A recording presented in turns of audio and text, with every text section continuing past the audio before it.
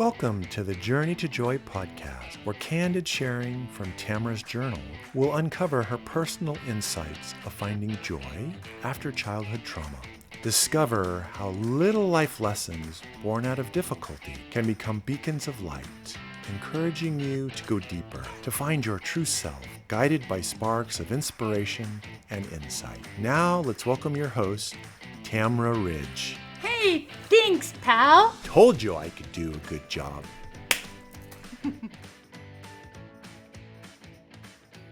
Today I'm going to tell you about my biggest mistakes that kept me in harmful relationships and how I fixed them.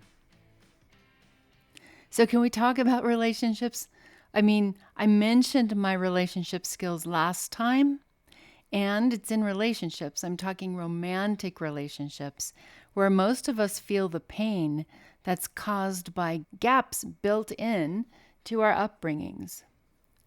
Maybe you're wondering what I'm talking about when I say gaps. Well, nobody has a perfect childhood, right? I remember talking to someone one time who said that her childhood was wonderful. Her parents were loving, service-oriented people who showed by example how to love thy neighbor. Can you guess what her biggest problem was? She didn't feel good enough because her parents had set the bar for the kind of person that she should be so high that she felt like she could never measure up. When it comes to parenting, I like to think that being imperfect in our parenting prepares children to deal with an imperfect world. That imperfect world will never step up and perfectly meet our needs. So the better we get at nurturing ourselves when our needs aren't met by other people and relationships, the more we can successfully adjust to change, to broken promises, and to unexpected events. Some of us adjusted well enough to the gaps to allow us to survive incomprehensible childhood experiences. I adjusted by becoming a hypervigilant people pleaser with sprinkles of dissociation. The problem for me and others like me is that strategies we use to help us survive are rarely useful when we try to create lasting adult relationships. Enter the scene, 16-year-old Tamara. Now, before I talk about my 16-year-old self, I want to say this. I don't fully trust my memories of some of the things in my history. What I mean when I say that is, looking back, I can see just how anxiety-ridden I was. When my family moved to a more middle-class area from the poor, wrong side of the tracks place where we lived from the time I was 2 until I was 12, I was suddenly out of my element. In elementary school, I read the room, and I made friends with the rougher kids who took over the monkey bars by making the other kids scatter just with a simple demand. I wasn't a mean-hearted kid, but this arrangement kept me safe. Then my family moved to a segregated area where everyone's faces were the same color. They were all mostly Mormon, and your girl did not fit in.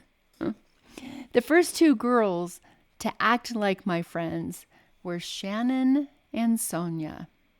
They were friendly and so nice, but their attempts to include me quickly turned to me getting to know their cold shoulders. There was also Sean, a Mormon boy who made these little spit bubbles on the end of his tongue and then blew them at me in Mr. Mosier's class. Anyway, I have no idea why the Mormon kids didn't like me, but looking back, I know I had to have been a ball of anxiety.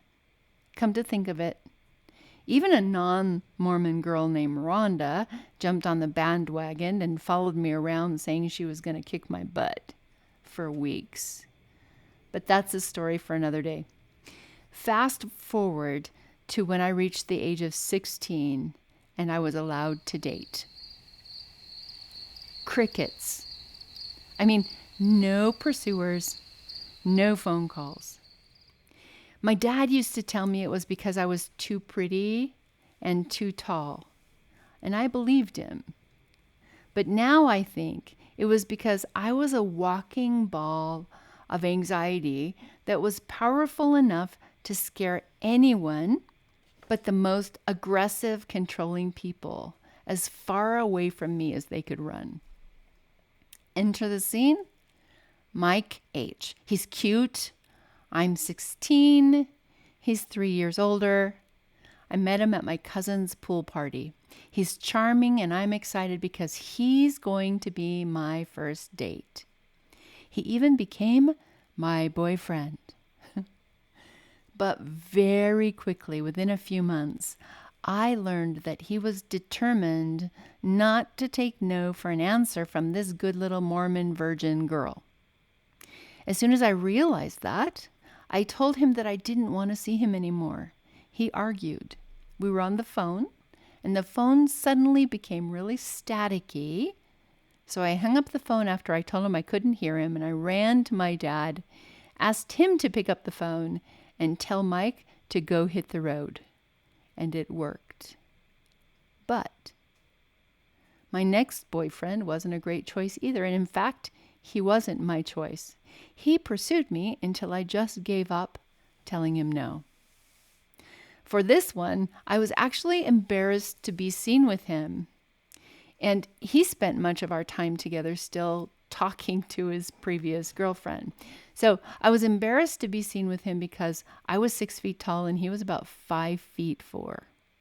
He drove his truck recklessly in a way that consistently scared me while I was with him. And he fell asleep when he hung out with me in the evenings at my parents' house. I think I was 17, a senior in high school.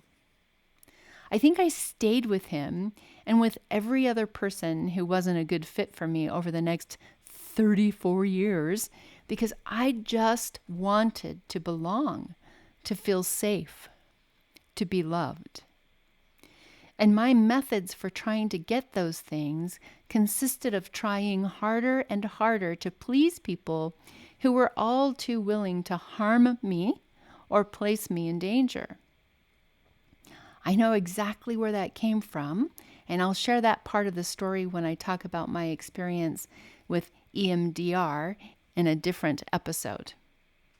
What I'll say now is that I didn't start thinking about my relationship patterns right away. I started with trying to get away from hurtful people. My mom, Mike H., my short boyfriend. Then, once I got married, it was clear that after 14 years of trying, I couldn't love myself and stay married. So I started thinking that I needed to get better at recognizing abusive people so I could stay away from them. Enter husband number 2. This time, it would be different. I evaluated to see all of the ways that he was the same as or different from husband number 1. He has friends, check. His friends speak highly of him, check. He looks cheerful, check. He makes me feel cared for, check. He's willing to spend time with my family, check. But 6 years later, I find myself stuck again with an abusive guy who threatens suicide to try to manipulate me into staying. Well, that didn't work. And the guy didn't harm himself, although he did orchestrate a drama worthy of a Lifetime movie special, complete with helicopters flying overhead following his GPS from his phone, while he demands, "I'll only talk to my bishop, but he has to come alone." So, anyway, obviously my recognizing an abuser didn't work. So, my next observation involved the belief that there was something wrong with Mormon men.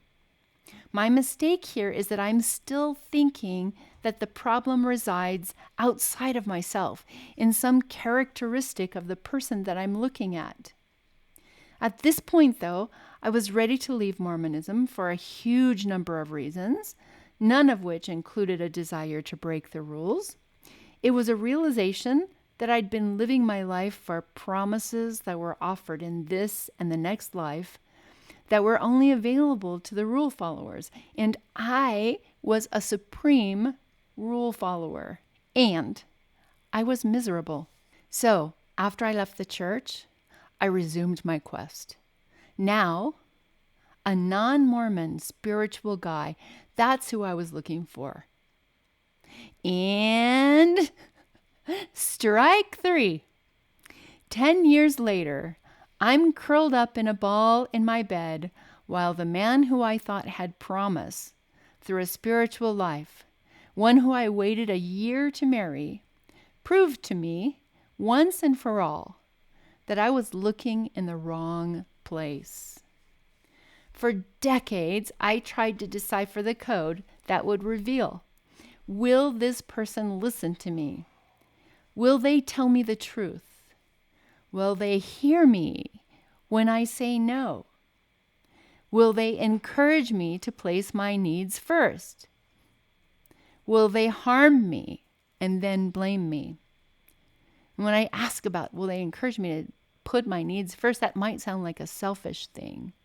But I remember the first time in my healthy relationship when I was doing something self-sacrificing for my partner, and he stopped and he looked at me right in the face, held me by the shoulders and said, "You have to put yourself first."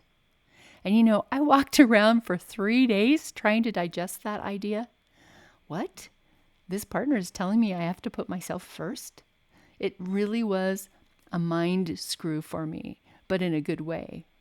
But I digress.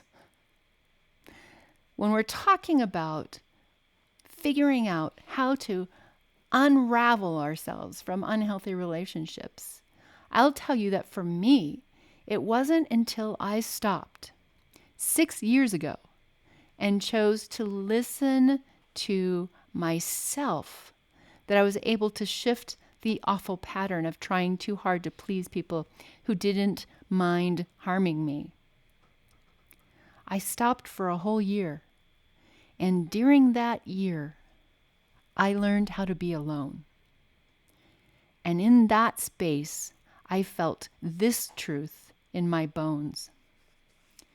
It's easier to be alone and at peace with myself than to sacrifice my peace, hoping that after enough self-sacrifice, I might be loved.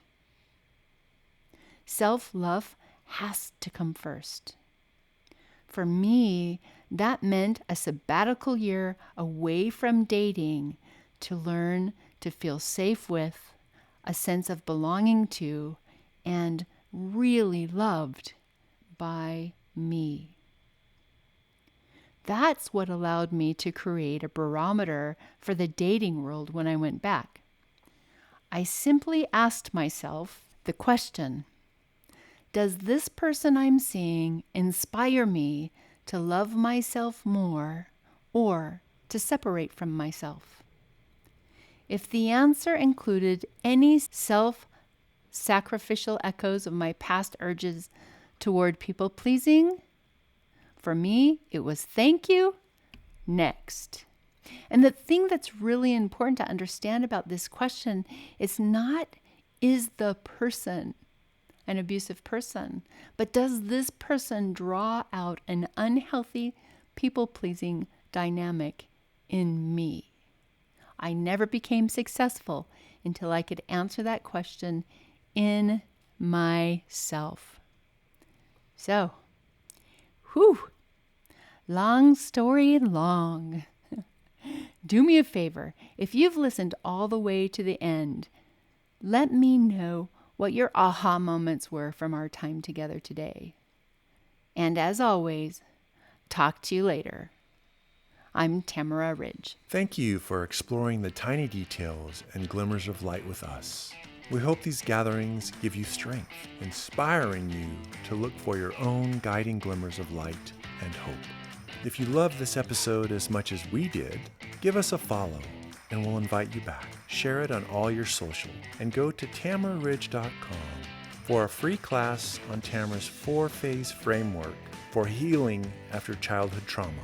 Remember, you are capable of healing and creating a life you love, the one you were meant to live.